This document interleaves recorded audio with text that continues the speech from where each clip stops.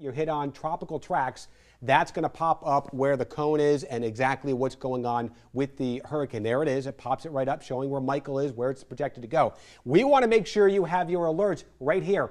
Tornado severe and tropical. So if you do have any tornado warnings which are possible later on tonight, make sure you have those selected right there, and then that way you can get those alerts right there on your phone if we do have any of those warnings, which could be potentially popping up. And again, as Jamie mentioned, it could be into the overnight hours. We want to make sure you are prepared and aware of that.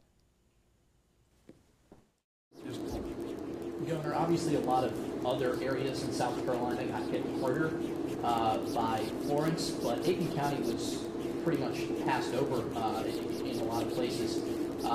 That being said, locally here, are we going to see more than we saw with Florence?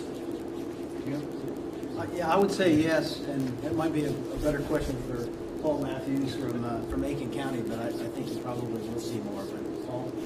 I agree with that, Kim. I think we're going to see some wind, and obviously we're going to see some rain with it as well. We're concerned also about tornadoes. We're watching that threat. So yes, I think the answer is yes, we will see. It's a different set of circumstances, but we will get more in Aiken County. Any more questions? Governor, Yes. how does Hurricane Michael affect recovery from Hurricane Florence? Well, there will be assets that are available, that will be available for other states once we determine what our response needs to be here. The assets that we had mobilized before, many have stood down because we've gone from the threat of the winds and the rains now into a recovery mode. The rain may have some impact depending on exactly where it goes. The water is very wet the ground is wet and is saturated in the PD, so there's nowhere really for that water to go. We may have some flash flooding there, as Director Stimson has mentioned. The ground here is more dry, so we don't expect the kind of flash flooding here in this part of the state around Aiken as it enters from Georgia that we had in other parts of the state in Florence.